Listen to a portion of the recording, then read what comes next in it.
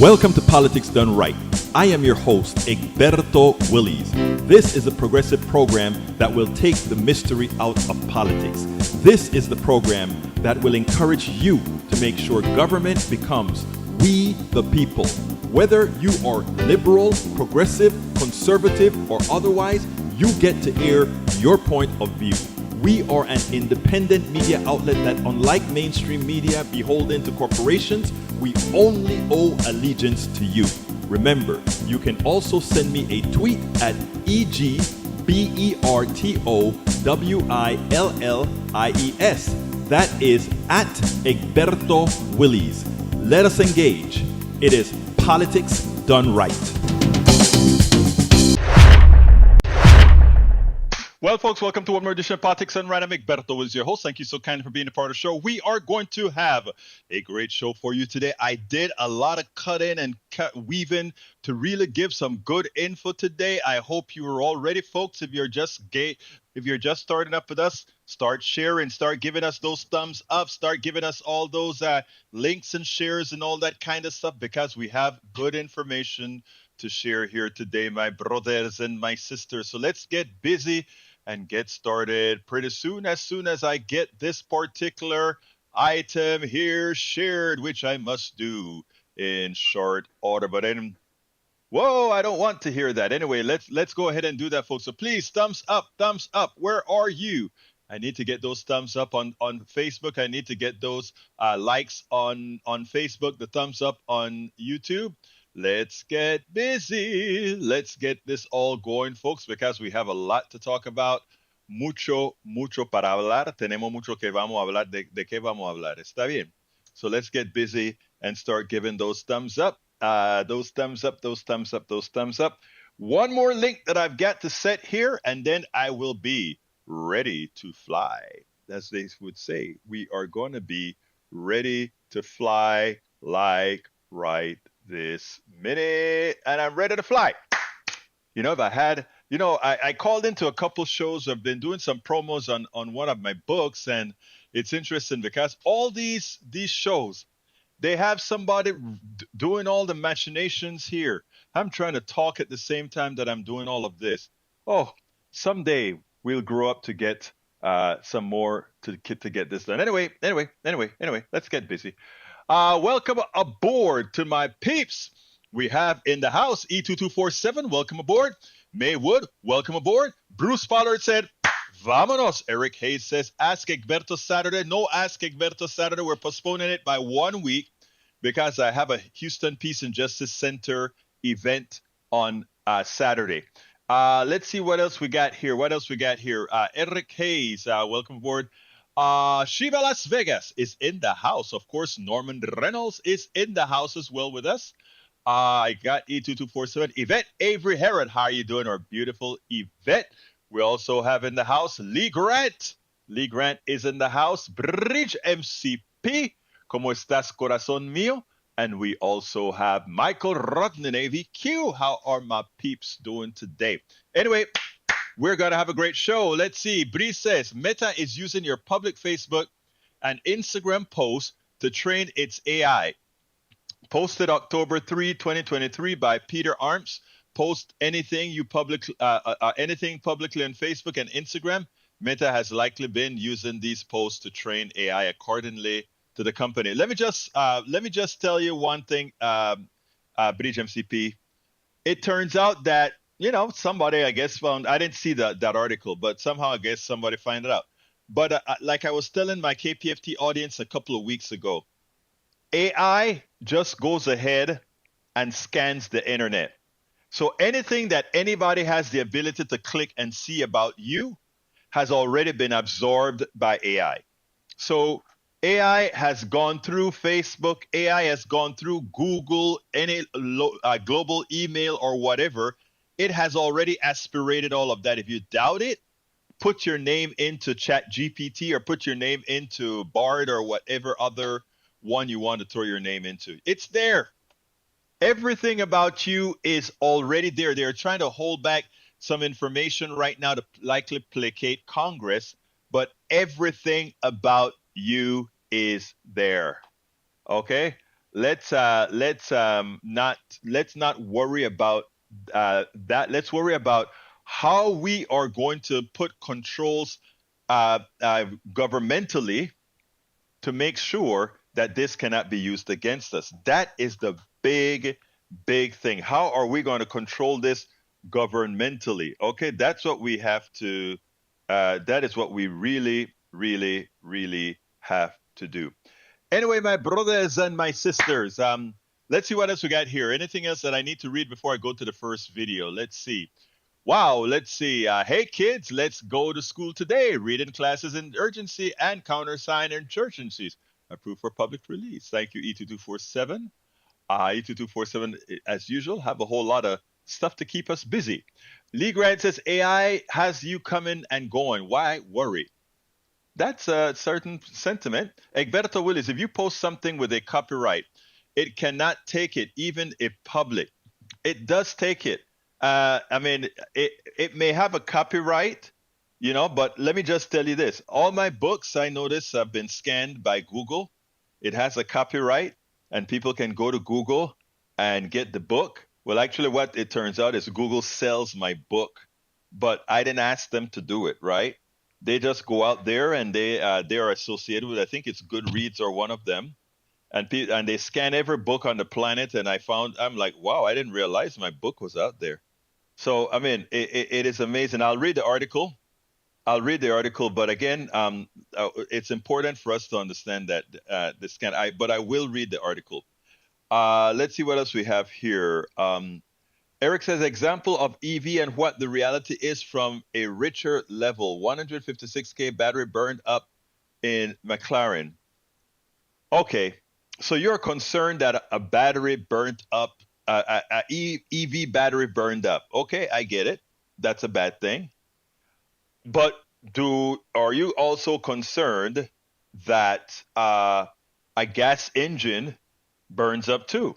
A gasoline car many times over burns up and burnt down homes, etc., etc., etc. So yeah, actually you're wrong about that, Eric. I read articles that come from good sources, and given that Bridge MCP always has good sources, I always read her articles. In fact, she had a great article, actually a very, very long article that she made me read a few weeks ago that was very informative. Again, it also was on AI, the 5 women who were concerned about AI in Google. I had read about them before, and I went ahead and read that one as well. All right, let's see now. Bri says, Egberto, going to send Yvette article. I had sent you to her to have her point of view and AI and black people and women in particular. Oh, I get it. And my point of view, I don't think would differ from your point of view or Yvette's point of view. My thing is what I'm saying, however, is there are certain things that are out of the box already. And the thing about it is how we add controls. All right, let's go ahead now and play my first video. This has to do with the budget. To my right wingers, please listen keenly. To all the others that know math, you'll find this quite interesting, especially when looked at it from a graphical standpoint. So here we go. Let's get busy. Recently, Martin Joe had a great piece on the budget that I think everybody needs to see. So what I did is I cut little segments of it to kind of make it flow a little bit better for folks who think they know about the budget and what needs to be cut and what doesn't need to be raised as far as taxes can get a picture. This is important. Take a look at this, and then we'll take it on the other side. Steve Rattner, so glad to have you here. Why don't we start with how much the House and the Senate plans clash and how difficult it is to actually synthesize those two plans? So you remember that back in the spring when we almost defaulted on our debt, there was an agreement between the White House and the Republicans as to what spending would look like for this coming year. And when we talk about spending, we're talking about non-defense discretionary, meaning we don't talk about Social Security, Medicare, a lot of parts of the budget. I'm going to show you that in a second. We talk about things like the Transportation Department or Housing Department and so forth. So out of that pool of money, The deal between the president and the Republicans back in the spring was to make a $2 billion reduction. We would spend $2 billion less in the fiscal year that just started over this past weekend than we spent in the previous fiscal year. The Senate Republicans and Democrats, so bipartisan, they agreed on actually increasing spending by $4 billion. They put some money back for a few things that they thought were important. McCarthy came up with a bill that he hoped would pass the House that involves $60 billion of spending. The hard right, the MAGA group, whatever you want to call them, killed that bill. He came back with a continuing resolution that would involve cutting $196 billion of spending. They rejected that bill, too. And that is where we are now. But let me put those numbers in perspective for you. As a share of our economy, obviously, the original two deals that we talked about, very small effect on our, not on the economy, but on our spending. The McCarthy bill would have cut spending in this category by 9%. The House continuing resolution would have cut spending in this category by a full 30%. And I'll show you in a bit what some of those implications are. So, Steve, let's move over to your second chart about where the money's coming from. The proposed bill here was $60 billion of proposed cuts, massive reductions in non-discretionary funding. Right, because they can't touch that. And let me just show you how small a part it is. So you have here, this is our non-defense discretionary, only 14% of the budget. Defense, which you theoretically can cut, but nobody wants to, 12% of the budget. But all the rest of this stuff, Social Security, Medicare, other kinds of aid to people who are suffering, and then a bunch of other stuff, and then interest on the debt, of course, we can't cut. And they're fighting over this tiny little sliver of Ukraine aid, which is more symbolic than substantive, obviously. So you're cutting out of this little piece of the budget. And so the consequences of that are something like Title I education, 77% cut. Women, infants, children, it's a form of kind of like food stamps, 70% cut. Affordable housing, 66% cut. And so on and so forth. The Labor Relations Board, 33% cut. Water quality, 55% cut. So the math is almost impossible. How do you reconcile? And this is the smaller of the two. This is the $60 billion one. Imagine if you try to do the $196 billion one, which they haven't even laid out the specifics of. So this would really gut, and this is what they're trying to do, of course. This would gut so many functions of the government that so many Americans depend on. Yeah, we're talking about things like grants for low-income schools, water quality, et cetera. So let's look at that third chart. Steve, how does the debt and deficit play into this? As we've said many times, the last administration under Donald Trump in just 4 years added nearly $8 trillion to the debt. What does it look like now, and how does it affect this conversation? So, look, we do have a deficit and a debt problem. That much of this is legitimate and fair. Our deficit this past fiscal year was $2 trillion in the federal government. It's going to be $2 trillion again this year. And you can see here the deficit, which is this whole space in here. And so what happened? Basically, we kept our revenue share of the size of the economy roughly flat. We did cut a bunch of taxes. You can see the George W. Bush tax cuts. You can see the Trump tax cuts. So we held down our revenues. But meanwhile, our spending was exploding. And so we end up with $2 trillion deficits. And that, of course, turns into debt. We have $33 trillion of debt at the moment in this country. And let's just show where that came from. All the way from 1776 until Bush took office in 2001, we accumulated, and that includes fighting wars, World War II, $5.7 trillion of debt. And then you can see every president since then has added a huge amount of debt. Trump, as you just said, Willie, $7.8 trillion of debt in one term, far less than, for example, Barack Obama across the two terms as a proportion. And Biden so far, $4.6 trillion. So you can see these are just unsustainable amounts of debt that we're adding, but you can't really do it by cutting all that other stuff. It's just too much. It's too much deficit relative to what you have available in those discretionary programs. Well, yeah, and Steve, that's always been the problem. It's always been the problem. And it's something that we dealt with going all the way back to 1995 when we were talking about balancing the budget. People say, oh, we will take from foreign aid. We'll take from food stamps. We'll take from this way. No.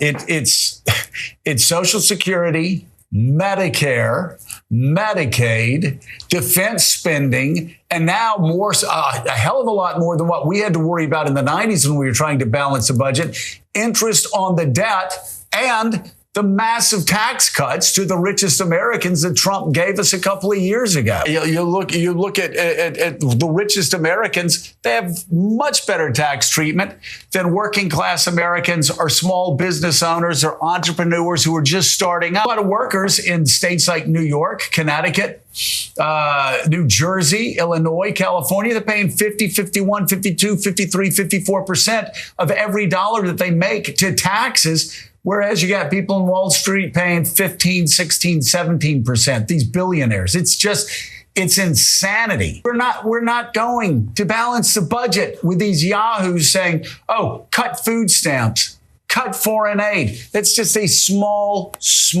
proportion of our budget. Yeah, look, we have a $2 trillion deficit, and all that other stuff over there only adds up to less than $200 billion, and it would completely and utterly gut the federal government in terms of what it does. So, yes, we're not going to even get close to balancing the budget. You know, Joe, look, you said it right. The conundrum is we've got all this stuff that nobody feels we can cut. So you've got this little sliver you're dealing with, and spending has been going up by a rapid rate. Taxes, as you point out, we've been cutting, tax cut. And so tax revenues have not been going up as a share of the economy. And you got to do something. You've either got to deal with taxes, and I agree with you about where the money should come from. There are a lot of rich people not paying their fair share. Or you've got to deal with making some changes in here. But otherwise, you're never going to get this deficit down to anything that looks like a balanced budget, let alone something that actually is a balanced budget. What is interesting is when Joe has made a big progress in the way he thinks over the years. Now he actually believes that billionaires should pay their fair share in taxes. But one of the other things that they point out is, look, if we want to make changes, we have to go at the big programs. And they're actually right. Some of those big programs need to grow a little bit bigger.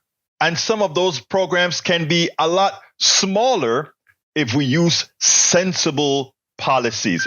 Example, if we have Medicare, let's call it single-payer healthcare system, where we take the for-profits out of healthcare where they don't belong, we could probably cut that Medicare bill in half. And we can go through that because it's not only about the cost of insurance, et cetera, that pilfers up for 28 to 30%. It also includes medicines that we already paid for and developed. So that is one huge savings. There are some increases in Social Security that we probably need because a lot of folks' Social Security is just too small. But that compensated by raising the taxes on the billionaires who make the vast majority of the income in this country would make a big difference. And likewise, we can make sure that we have the Medicaid working more efficiently. Why again? Because we take the private sector out of it. Here in Texas, a lot of Medicaid is actually administered by private sector companies, which inherently make things more expensive. So there are a lot of things that we can do immediately to solve the problems that we're talking about, will bring the budget deficit down. And the last thing that I want that we need, and they're trying to make they're trying to make it illegal in the Supreme Court. They're trying to pass a constitutional amendment here in Texas to do what again? To make a wealth tax impossible. The truth of the matter is this country's wealth was built by all of us. There must be a wealth tax on the rich as well. There is already a wealth tax on all of us. When you have any kind of property, that's your wealth, you are paying a tax on it. You have a home, that's your wealth, you're paying a tax on it. You have a car, that's your wealth, you're paying a tax on it. There are various things that we pay taxes on based on what we have. And why do we have wealth taxes? Why do we have income taxes? The more you have, it means the more of society you were able to benefit of. Yes, you do have your own personal initiative as well. But again, a percentage of that is just a mere existence of society. So folks, there are a lot of ways we could balance the budget rather quickly. We could do it rather in a manner that doesn't hurt people. in a matter that doesn't even hurt the billionaires. The only difference is that they'll see a few less $1 billion in their coffers, billions that they won't spend anyway. As I tell people all of the time, there's a certain kind of psychopath that defines a billionaire. Exactly right. Exactly right. And I know we like to think about the benevolent billionaire. I do that myself. But remember, the economic structure is just on autopilot, and their billions are actually based on how our economy functions right now. Our billions are capital out of your own personal economy. It's not a zero-sum gain as some would want you to believe it is. It simply is not. Bridge MCP said, whoa, they really don't care about poor people. Michael Rattner says, there it is. Republicans have a pathological hatred of the poor and are dead set to screw the poor yet again. Of course, they despise the poor. Mike Cisak says, May would claim that federal budget was the opposite of what they showed. Who is the clueless one? I would doubt that Brother Wood doesn't understand the budget quite well because we've spoken about it before. Bruce Pollard says, just cut militaries, maybe closing bases that we don't need because we have planes and satellites that are in the air and can get there fast. Very true, Bruce. But again, it's the plutocrats who own these service companies. My brother Roberto, when he served in Iraq, he showed us a whole lot of how they rip you off. They charge you $10, $15, $30 every time that serviceman goes in there and swipe that card to get some food that they get on the cheap in whatever country they're in right there. And then they charge an extra profit on that. It's humongous for the plutocracy, for the rich people, for the oligarch, for the folks who run those companies like not Halliburton. I forgot the name of the company that actually that has a contract to service a lot of these different bases, etc. It used to be, because I had friends in the military that were cooks, etc. They used to do all the work themselves. They had their own hospitals. They did their own cooking. They did their own. They never farmed out this stuff. When the military goes into the field, they have their own military guys that cook and do the mess hall. All that stuff was done within the military. No profit motive. Now they get slaves to come in to serve the military, reduce the size of the military. Look, it's a racket. It's a racket. It's a racket. So yeah, we could cut that quite a bit. Eric says, yes, focus on spending pure and freaking simple. I don't know what you mean by that, but I'll assume.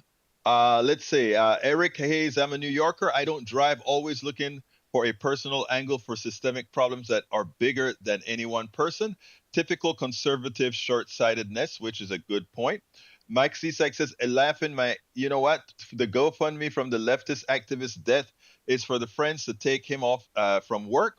No mention of the funeral costs at all, just profiting off his death. Simply ghoulish. There you go again. This guy was I won't justify that with an answer. Bruce says, how much could we save by not subsidizing oil? Billions upon billions. Let's see what else we have. Berto, can you put the GOP appropriations bill cuts on the screen background? I didn't cut it out. I should have done that. If you can find it, I'll do it. But he says, Michael, let's see. No, we have another one here before I go to the next video.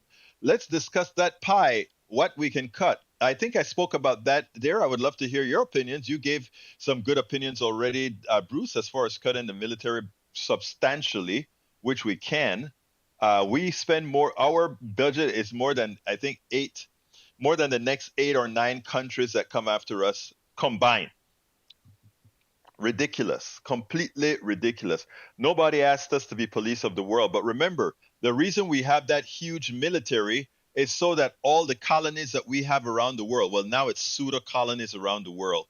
If something happens that's blocking our resources in Chad, if something is blocking our resources in Nigeria, if something is blocking our resources anywhere in the world, we want to be able to send an aircraft carrier and say, no, that mineral that's coming from you that we're buying on the cheap and selling it back to you as a refined product, you can't stop us from getting that. So we have a big military that everybody fears to protect that. And who profits from that? The plutocrats. So we subsidize the military by fighting and spilling our blood. They don't fight. Remember what Nixon said. What's in it for those military guys? They're fools. That's what Brother Trump thinks about the military. But we do it. Anyhow, let's go on. Continuing, Melanie Keelan, welcome aboard, my dear beautiful sister. Bridge MCP says Eric, then say his name, not mine. All right, let's see. Ferry does budget policy. That sounds like Eric. Let's see what else we got here. Federal agencies were found to use only 23% of the allotted office space in 2020. You're spending over $4.6 billion for each agency on office furniture alone. Okay. Now, how does that compute in a $2 trillion budget again? Again, expand your horizon. Anyway, next subject I want to talk about, are Republicans poised? Are Republicans poised for, I'll tell you what, check this out, and we'll take it on the other side. It's a constancy. Republicans constantly talk about pedophiles, and Democrats are pedophiles. Of course, we know it has always been false. It has always been false. But they push that story, and many of their sycophants continue to believe it. But the reality is they do have a problem. After all, their past speaker, Dennis Hastert, was in jail for doing exactly that. What did Dennis Hastert do? The wrestling team, he had a lot of these kinds of relationships with whom again? With young kids. This was he was paying off one of them when he got caught. This is one of the Republicans' speakers of the House. You don't hear a lot about that when they're talking about pedophilia and all that kind of stuff. Now we have the two contenders, Jordan, and we also have Steve Scalise. Steve Scalise has been known to be associating with folks with David Duke. In fact, he most notably said, "I am David Duke without the baggage." What does that mean again? What's David Duke's baggage again? And then you have Jordan, who turns his head the other way when others were complaining about his wrestling team, I think it was, that apparently they were messing with the kids. This is news, national news. Somehow, this kind of news would always affect Democrats. This kind of news, a Democrat can't get away with it. But somehow, Republicans have a tendency to not care. We have Donald Trump, who can hold a woman by her you-know-what and still stay out of jail. He can rape a woman and still stay out of jail and still have a large support base in this country that is willing to disregard that he is nothing more than an evil person, a sexual abuser, an abuser at large. Well, now we have the two leading contenders to be Speaker of the House on the Republican side. And these two, the two that put themselves up on the block, already have baggage. Check this out, then we'll take it on the other side. Inside the Capitol building, there are official portraits of all of the former speakers of the House. In recent years, that wall has grown to include the speakers of this century, Nancy Pelosi, John Boehner, and Paul Ryan. But there is one 21st century speaker who is absent from that wall, and for good reason. A warning, some of what you are about to hear in this segment involves references to sexual abuse. Federal prosecutors say Dennis Hastert was paying hush money to a man who was 14 years old when Hastert sexually abused him in a motel room decades ago. The government says Hastert abused two other high school wrestlers and the team manager while he was the coach. Former Republican Speaker of the House, Dennis Hastert, was essentially wiped from the history books after pleading guilty in a hush money case that revealed he had serially sexually abused teenagers as a high school wrestling coach. When you hear the words Republican speakers of the House, Republicans really do not want you to think about Dennis Hastert. And today, House Republicans are trying to determine who their next speaker will be. And you would think that one of the most basic criteria for Republicans here would be that none of their candidates should be accused of any involvement in any wrestling-related sexual misconduct scandals. Right? A high-profile Republican congressman is under fire tonight. A new lawsuit alleging that when Jim Jordan worked as a wrestling coach at Ohio State University, he turned a blind eye to sexual misconduct by a team doctor. a college wrestling referee named as John Doe 42, says in the mid-90s, he told Jordan, then Ohio State's assistant wrestling coach, that the team's physician, Richard Strauss, performed a sex act in front of him in a shower. Former Ohio State wrestler Dunyasha Yetz also says he complained directly to Jim Jordan after he says Strauss once tried to pull his pants down. I had told him, hey, this is not right. Jim Jordan has previously denied any knowledge of the sexual abuse alleged to have taken place at the university where he was a wrestling coach. He has called the allegations against him politically motivated, but his accusers have stood by their claims. And Jim Jordan is now one of the Republicans running to be the next Speaker of the House. While Jordan has already received the backing of a broad swath of House conservatives, he is not the only candidate in the running. Republican Majority Leader Steve Scalise has also announced his intention to run for Speaker. And Steve Scalise is hardly an uncontroversial pick himself. As a state representative in 2002, Steve Scalise gave a speech to a white nationalist organization founded by former Ku Klux Klan leader David Duke. Scalise has since apologized and claimed that he did not know the organization he was speaking to was a hate group.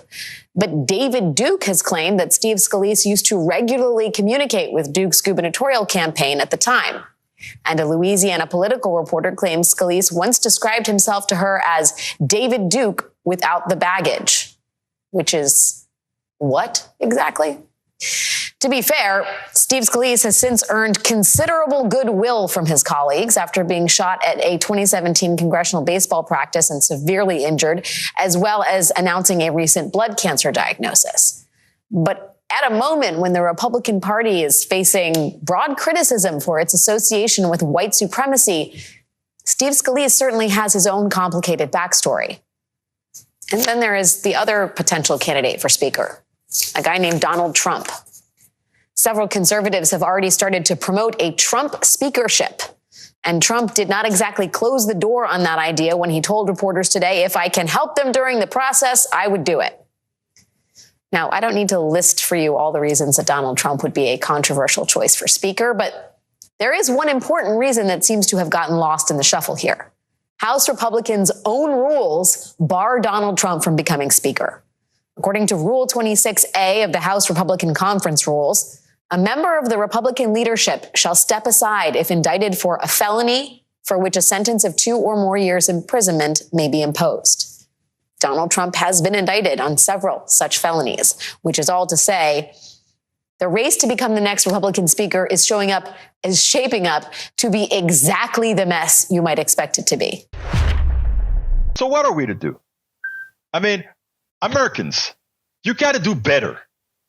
When you go to elect people, you got to do better. You know, I had a MAGA Republican call my show this morning, and he had a lot to say. But you know what? He said, Egberto, I agree with you on that topic. And because we created an environment of conversation. Well, he knows now that he can hug me for one particular issue. You know what that means? On other issues that we know most Americans want, we're going to come closer and closer and closer till he realizes, till many realize that what these guys have done to America psychologically, what many of the folks on the right have done to Americans psychologically, have messed with the minds that allow them to even have any kind of political game. We got to get smarter, America. We got to make sure to really stand for what we claim, we believe. We need to start standing for what we say we stand for. Well, it sounds like Mike Cisak doesn't mind Donald Trump, a convicted rapist, a convicted rapist, to serve as, what again? The Speaker of the House. Well, I guess if you had Hastert there, it would be just true to form, right? It would be just true to form. Because here is Cisak trying to say, hey, that rule that says if you are convicted, if you are indicted on something that will cause you more than 2 years in jail, you can't run. Oh, but that only applies if you are a sit-in congressperson. That doesn't apply if you're just coming from the outside. So let's go ahead and bring Mr. Trump in. No, the judge said he was found liable, and the judge said in every aspect he would be convicted of rape if it weren't for the way the actual laws were written. That's directly out of the mouth of the judge. The man is a rapist. He even admits to what he does to women. Come on now, wake up. Stop drinking the coffee. British MCP says, congratulations to Matt Gaetz and the Republican pedophile caucus for successfully ousting the Speaker of the House. One must admire how much Rep. Gaetz accomplished was within more dope porn and everything else. All right, let's go ahead and bring our brother into the fold. Come on in, Ray. Talk to me, Ray. How are you doing this afternoon? Hey, Brother Egberto, you know, I had to chime in. I'm actually on the road right now, but it's dry right now. So, Talk to me. You know, I'm glad you highlighted this issue because, you know, for so long, I'm tired of Republicans being able to basically propagate, you know, that they're the party of morality when all the while you have all the criminals, all the pedophiles, all the sex offenders right there, not just alleged. I mean, you got, you know, proven and alleged, because let's not forget that Matt Gaetz was alleged to have solicited young girls for sex through his Venmo account with Ted Cruz. And Ted Cruz, meanwhile, there's receipts on that. And if you want, and if you want to support Ted Cruz, just know you supporting somebody who's palling around with an alleged pedophile.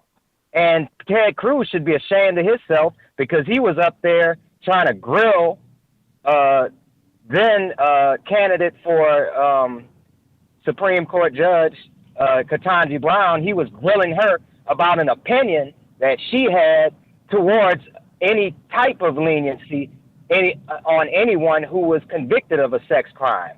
But yet he wants to pal around, and they look the other way when it's their fellas. But when somebody is standing in court and has to actually defend their innocence against such allegations, when they are, they're guilty. It's not even up for debate.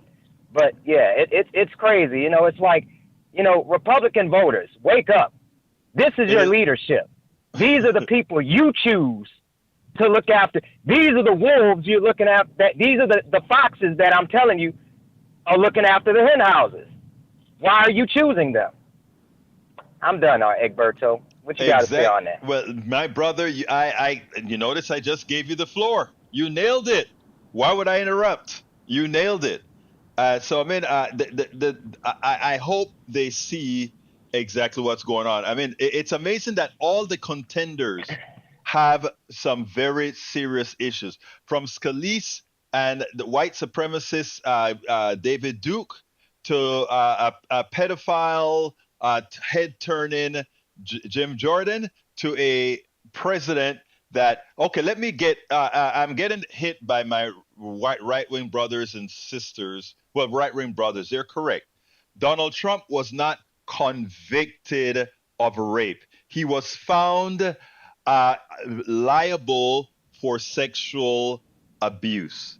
Now, the judge said but he did say he grabs women by the you-know-what. So exactly. But that came out of the horse's mouth.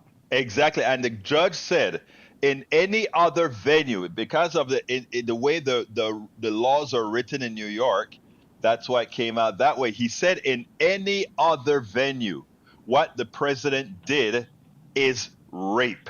So said the judge. The judge said what he did was rape.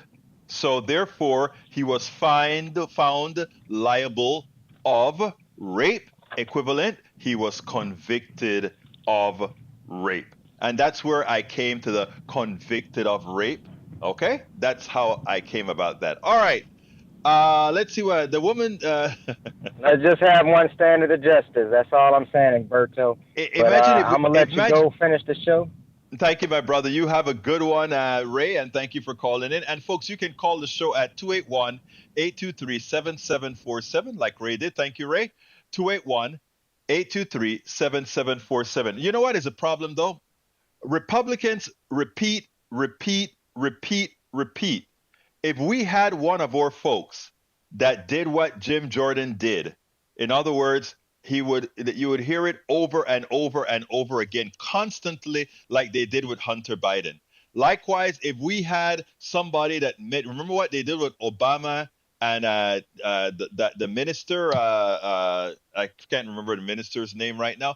They repeat it over and over and over again. Democrats don't do that. They say one thing and then move on, which I think is a better thing. But in today's in today's politics with a short span, we have to do better than that. All right, let's say Bree says House GOP rule restricting those with felony indictments from serving in a role could make him ineligible for the post. A member of the Republican leadership shall step aside if indicted or for a felony in which a sentence of 2 or more years. But now you heard what CSAC was claiming. Oh, he's not in the Republican leadership of the House is what he meant. All right, it's impossible for a Dem like Jordan to exist because if a Dem did what Jordan did, those wrestlers, they'd be pushing carts somewhere. Exactly right. Daniel Lado says, grabbed by the P. Y'all are obsessed with that, what he said, while Biden sniffing. Oh, wow. You guys are funny. Anyway, this gives me hope because all right-wingers, all MAGA Republicans aren't made the same. And enough MAGA Republicans actually are good people to make a difference. Check this out. Some will think I am naive. Some will say I am naive. And this conversation, this short snippet on my radio show at KPFT this morning really turned me on. It gave me hope because, again, my mantra from what I talk about when I speak about the book that I wrote, It's Worth It, How to Talk to Your Right-Wing Relative Friends and Neighbors. These are the concepts that I believe in. This person called to tell me that after doing the explanation on Medicare Advantage, he agreed with me, a MAGA Republican, and he was impassioned enough to call in and say, you know what, I agree with you. I'm still a MAGA Republican, etc. But on this issue, I agree with you. And why is that an open door? Because now whether folks understanding human relationships, that guy trusts me on that one issue. Now we can have a conversation on issue after issue after issue after issue, not on the totality of MAGA Republicanism, but on issue after issue. I want you to listen to this, and then we'll take it on the other side. Let's go to Joe again real quick. Come on in, Joe. Hey, Egberto. Sorry about that getting cut off earlier, but I wanted to tell you that as a MAGA Republican, I appreciate the message that you're sending out this morning. This MAGA Republican agrees that one of the reasons we organize ourselves into a collective form of government is to take care of the old, right? The medical bills, right? And so I'm 100%, for you. I'm not there yet myself, but I'm one day hopefully I will be. And we definitely see eye to eye on this, man. Speaking as a MAGA Republican, I appreciate your show this morning. Well, Mr. MAGA Republican, as I always say, I love you no matter that you're MAGA or otherwise. You know that, right? Well, you say it like it's a bad thing. No. I think there's a lot about MAGA that I think is bad, but you and I are going to talk about that, as you listen to my show and go on, because I still have hope right now that you're going to realize that all you MAGA folks, I love you MAGA folks, all you MAGA folks have the same needs and wants of all we progressive folks. And you're going to see that. But what happens is we have external forces that are trying to separate us. And what I'm trying to do is make sure that those external forces fail. But I'm so happy that you already put a stamp out there that you and I agree on this particular issue of taking care of our older folks. And you and I are going to agree on a whole lot of other things. And then we're going to sit down and say, well, how the hell are we different again? You're going to see. Exactly. But anyway, give me a quick close. And you know what? We hope the same for you, Egberto. We want to bring you on board. We want to open your eyes to what we're saying, just as your progressive listeners we want those guys to open their eyes as well and see the reality of the situation. Joe, we got a deal. We got a deal. All right. Let me jump to Brian. So again, what I loved about this discussion is that the mere fact that he can come into our progressive house and say, I agree with you on this. Look, though I have no blinders on me. There's a whole lot of talking. There's a whole lot of conversing. There's a whole lot of seeking common ground or seeking the real ground, if you will. But the fact that you're talking, the fact that the brother who called me doesn't want to cut my throat out, but he's saying, I agree with you on that. Well, guess what? As we build trust with each other, and I'm just using this as an example, but as we build trust along the way, just think about where we can end up. We don't have to allow the plutocracy to keep us slamming each other. We don't have to allow the plutocracy to really make issues bigger than they are so that we don't see that they're cleaning our clocks, that they're taking our pockets. We can do this. And this is a very small example, but this is how it starts. We spend a lot of time deconstructing the news, trying to parse it into a form that everybody can understand. We try to find those little nitpicks where it flies above the fray, etc. If you really like these videos that we do, I want to ask a big favor. Please go ahead. Number 1, subscribe to our channel. And number 2, please join if you can. Thank you so kindly for watching. Keep watching. Please remember to share. We must populate the entire internet with our progressive message, a message that we know is what most Americans say that they want. So help us, please join. Absolutely so, folks. Absolutely so. Anyway, new subject. I see great conversation going on below. Keep up the good conversing, and it's all very civil. All right, here is the deal, folks. Medicare Advantage. Medicare Advantage. Let me tell you, let me first of all, for those are my brothers and sisters who've already committed to Medicare Advantage because you were enticed by the price, because of some slick salesperson let you know how great it was, because they give you eyes, ears, and what is the other, and dental, right?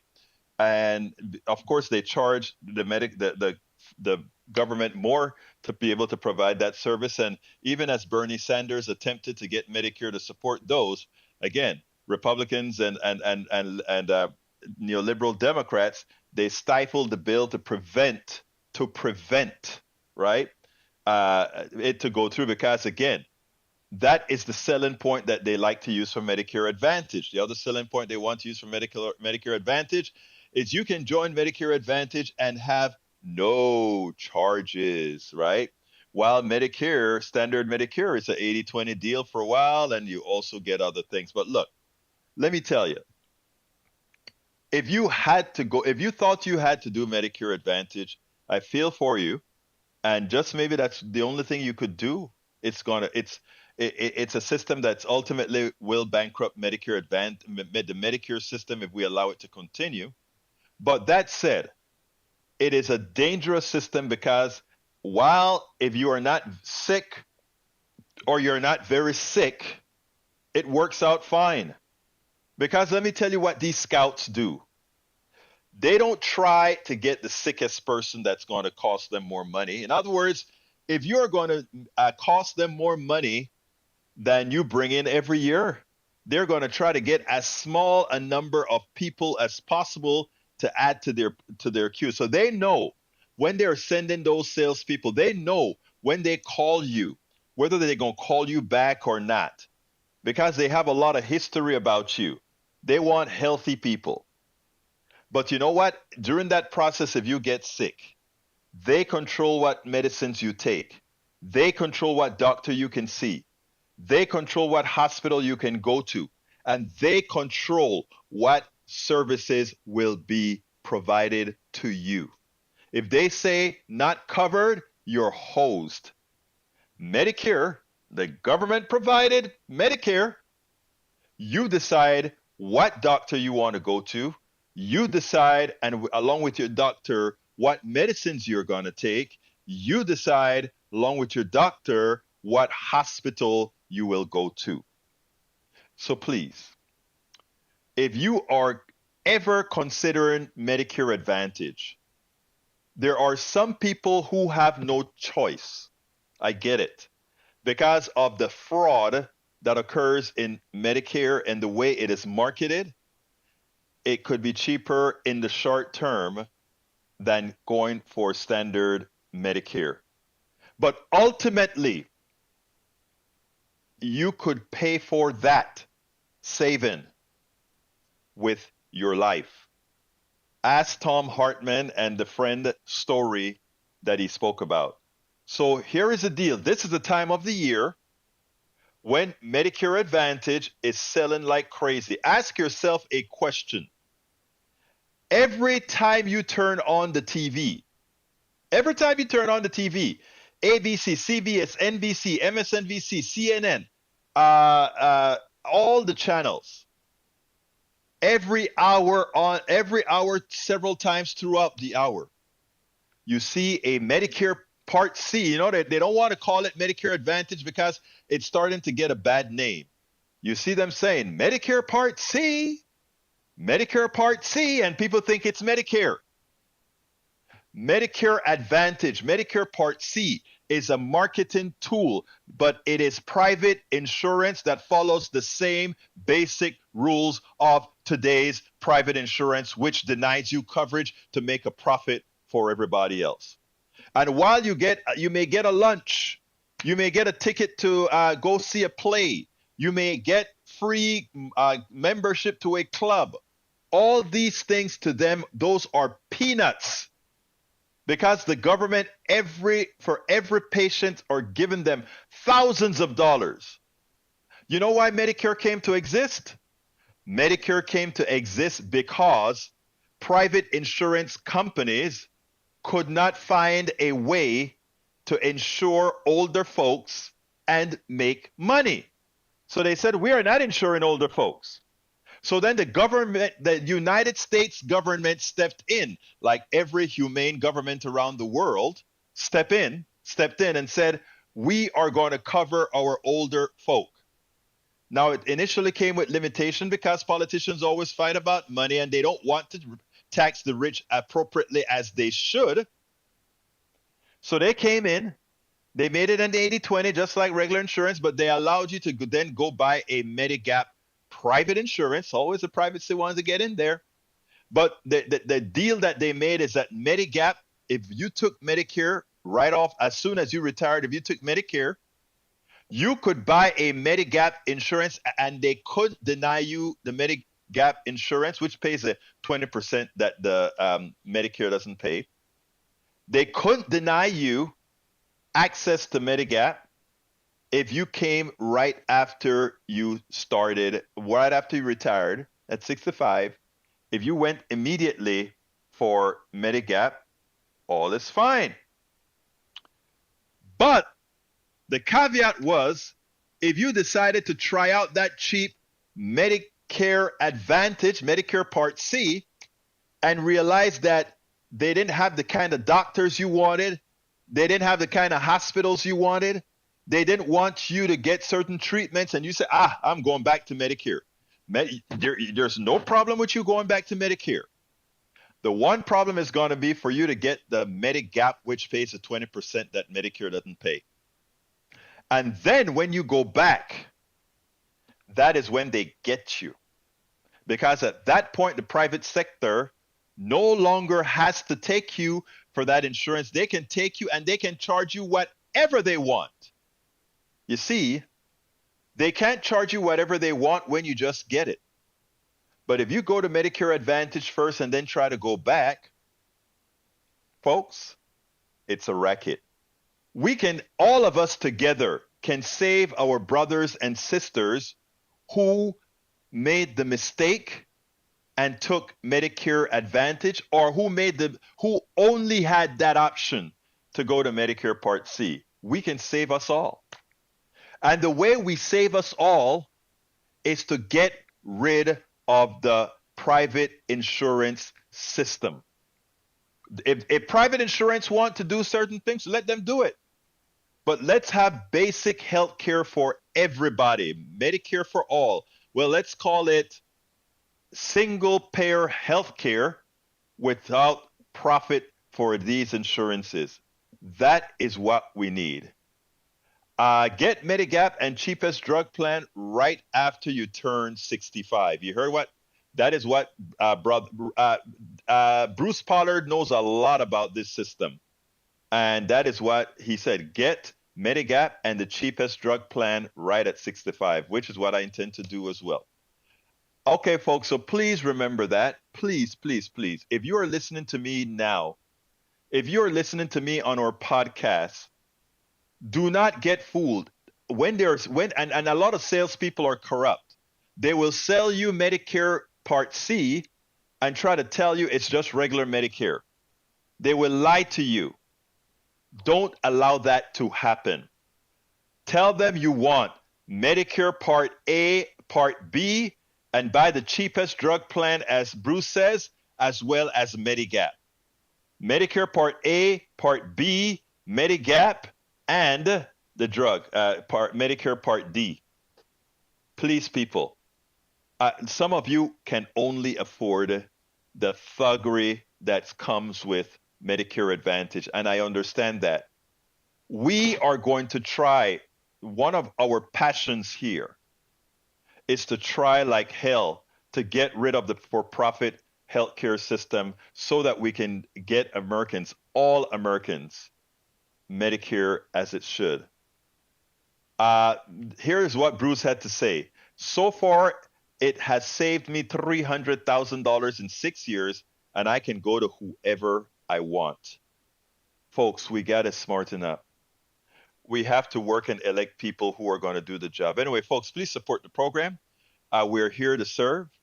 Please support us and make sure that we stay funded. How can you do that? Please go to politicsdoneright.com/support. And that gives you all the different options that you have to support us. politicsdoneright.com/support gives you the many, many options that you can provide us with support. Alternatively, or rather, I would love you to all do this if you could, because I need to get several hundred of these and I don't have them. Our newsletter, politicsdoneright.com/newsletter. politicsdoneright.com/newsletter. Please become a paid subscriber of our newsletter.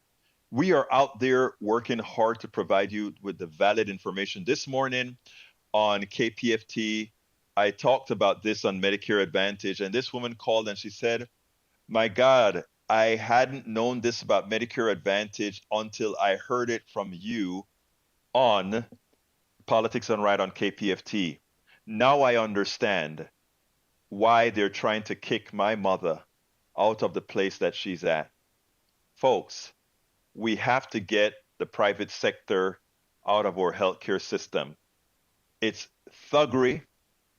It's cheatery. It's all that is bad. Again, before I go one more time, please support our program.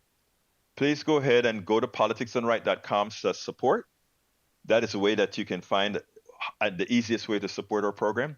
But if you want to really become a part of our informed base as well, please go ahead and support our newsletter, politicsdoneright.com/newsletter, politicsdoneright.com/newsletter, and please become a paid subscriber. I'm adding a new section to the newsletter that links to the blogs.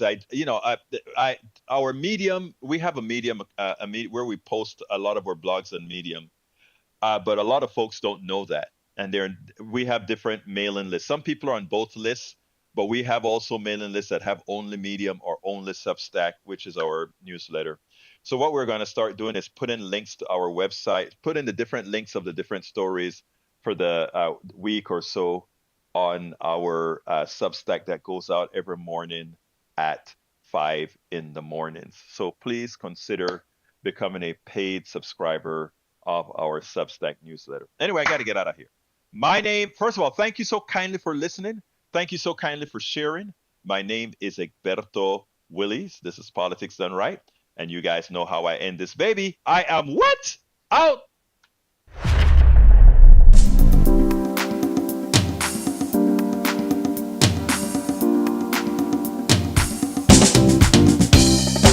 Welcome to Politics Done Right. I am your host, Egberto Willies. This is a progressive program that will take the mystery out of politics. This is the program that will encourage you to make sure government becomes we the people. Whether you are liberal, progressive, conservative, or otherwise, you get to air your point of view. We are an independent media outlet that, unlike mainstream media beholden to corporations, we only owe allegiance to you. Remember, you can also send me a tweet at EGBERTOWILLIES. That is at Egberto Willies. Let us engage. It is Politics Done Right.